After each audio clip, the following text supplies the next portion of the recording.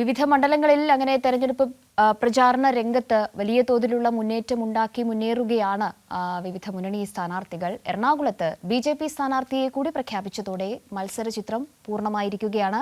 മുന്നണികൾ പ്രചാരണവും ഊർജിതമാക്കിയിട്ടുണ്ട്. ഉമേഷ് തന്നെയാണ് ഈ വാർത്തയുടെ വിവരങ്ങളുമായി ഒരിക്കൽ കൂടി കൊച്ചിയിൽ നിന്നും ഇപ്പോൾ ചേരുന്നത്.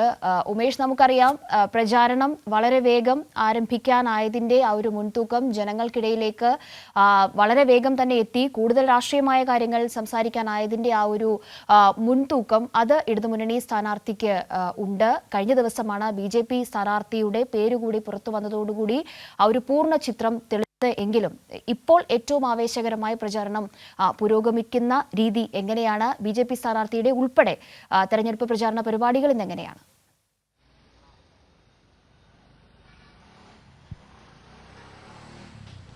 കാവ്യ, ഇപ്പോഴാണ് എറണാകുളത്ത് മത്സര ചിത്രം തെളിഞ്ഞത് എന്ന് വേണമെങ്കിൽ പറയാം. കാരണം ബി.ജെ.പി. സ്ഥാനാർത്ഥിയെ ഇന്നലെയാണ് അവരുടെ കേന്ദ്ര നേതൃത്വം പ്രഖ്യാപിച്ചത്. നേരത്തെ സൂചിപ്പിച്ചതുപോലെ തന്നെ ഇടതുമുന്നണി വളരെ മുൻപ് തന്നെ പ്രചാരണം തുടങ്ങിയതാണ്. ഫെബ്രുവരി 27 അവരുടെ സ്ഥാനാർത്ഥിയെ പ്രഖ്യാപിച്ചതാണ്. അന്ന് മുതൽ ഇടത് സ്ഥാനാർത്ഥി രംഗത്തുണ്ട്, പ്രചാരണ രംഗത്ത് സജീവമാണ്.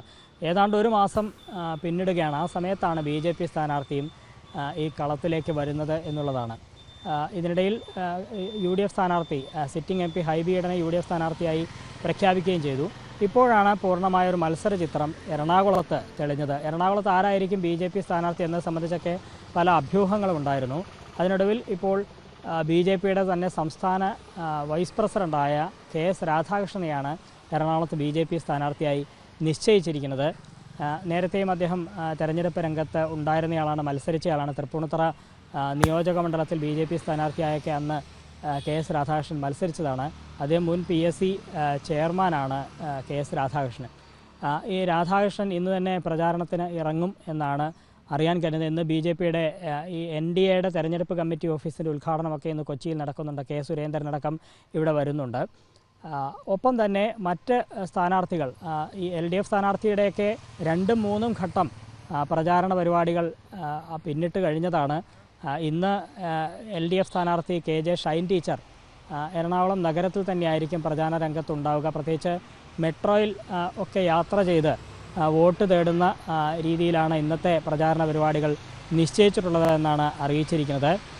രാവിലെ എറണാകുളം നോർത്ത് ഭാഗത്ത് നിന്ന് സ്ഥാനാർത്ഥിയുടെ പര്യടനം തുടങ്ങും. അതിനുശേഷം കൊച്ചി മെട്രോയിലും വാട്ടർ മെട്രോയിലുമൊക്കെ യാത്ര ചെയ്തുകൊണ്ട് വോട്ടർമാരെ നേരിൽ കാണാനാണ് LDF സ്ഥാനാർത്ഥി തീരുമാനിച്ചിരിക്കുന്നത്. അതേസമയം UDF സ്ഥാനാർത്ഥി ഹൈബി ഈഡനും ഇന്ന് നഗരത്തിൽ തന്നെയാണ്. എറണാകുളം മണ്ഡലം കേന്ദ്രീകരിച്ചാണ്, എറണാകുളം നിയോജക മണ്ഡലം കേന്ദ്രീകരിച്ചാണ് UDF സ്ഥാനാർത്ഥിയുടെയും പ്രചാരണ പരിപാടികൾ നിശ്ചയിച്ചിരിക്കുന്നത്. രാവിലെ അദ്ദേഹം പച്ചാളം ഭാഗത്തൊക്കെയാണ് പര്യടനം നടത്തുക. ഉച്ചയ്ക്ക് ശേഷം ചേരാനെല്ലൂരിൽ പര്യടനം നടത്തും എന്നാണ് അറിയിച്ചിരിക്കുന്നത്.